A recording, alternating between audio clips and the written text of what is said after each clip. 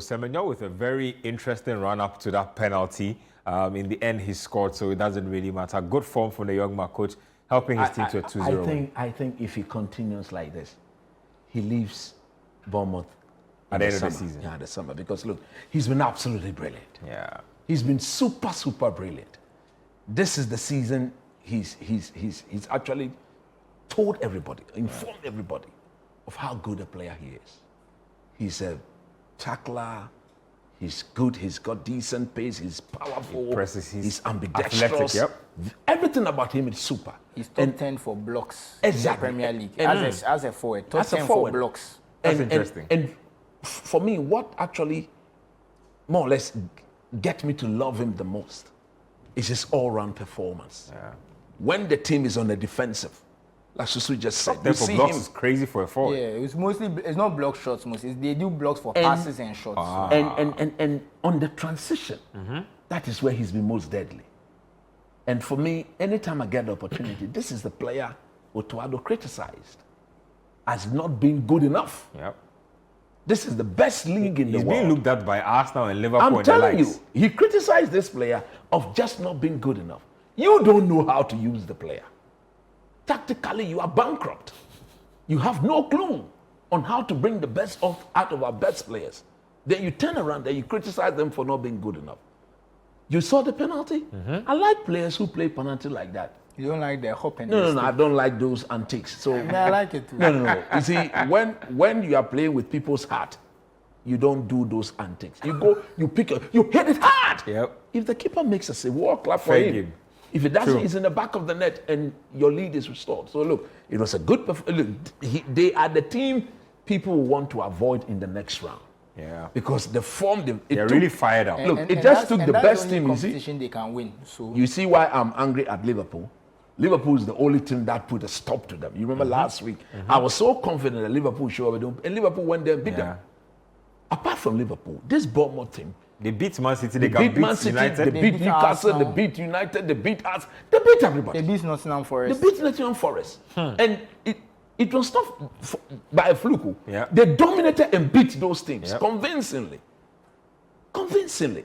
And I think, look, that coach that started his career by losing his first 8 games, Iraola, he's actually gotten them to understand what he stands for. I believe he's manager of the month in the Premier League. And he's been brilliant. He's been brilliant. Just thoughts on that game and Everton also crashing out, but thoughts on Bournemouth really and the kind of season they're having. Well, I mean, for Everton, it was not...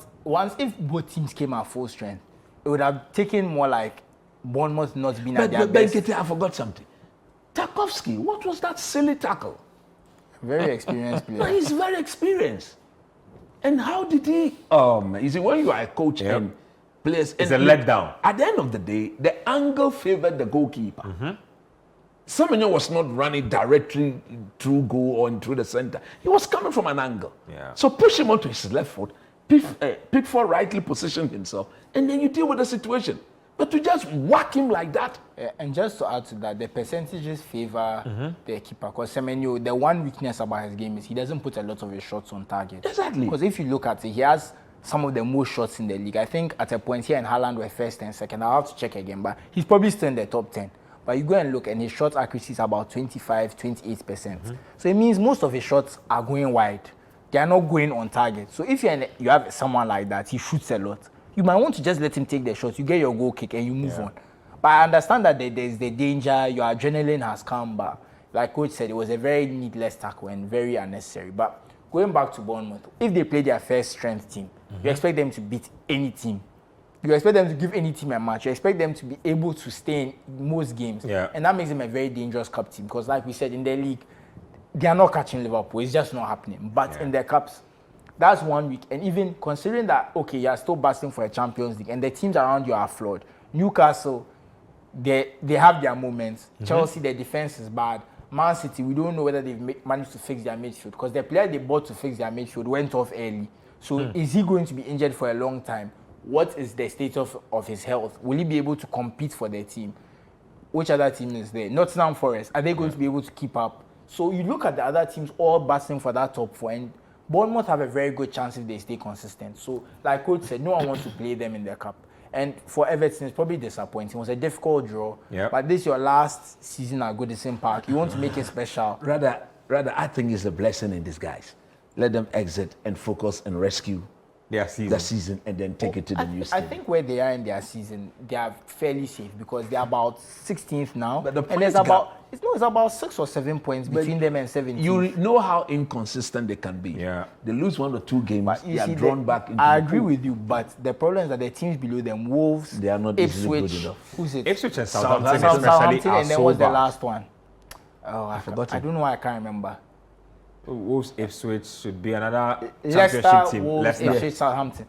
Those 4 teams are not better than Everton. They are not going to be more consistent than Everton. So I think Everton are fairly safe. I think those are the 4 teams that 3 of those 4 will go down. it will be a big surprise to me if any other team gets sucked back into that relegation fight. They have to go in a very bad run. Yeah. And those teams are improving because you see Palace are now picking up. Yeah. The other teams in that zone around Everton Spurs are all are expected to pick up. Exactly. So United also are a bit above them. They are also probably going to be fine. Yeah. So I don't see any team in that zone getting sucked back down. It's rather them who are going to be more cut adrift. So I think it's just a disappointment. You know, they weren't going to win the FA Cup, but interesting cup run, maybe 6th round, semi-final to kind of give them something to cheer about. So that would have been interesting. But I think just 15th in the Premier League for the last season, in the first football ground in England. You know, this was the first stadium built purposely to play football in England that they are moving away from.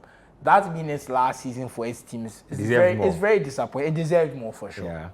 Everton Football Club, disappointing exit from the FA Cup. Let's take our first break on the show here. When we come back, we'll get some more highlights. We have another tactical breakdown for you in one of the other casualties of the weekend. Brighton and Hove Albion knocked out Chelsea Football Club. That's coming up sometime on the show. So stay with us here. We'll be back on Scorecard.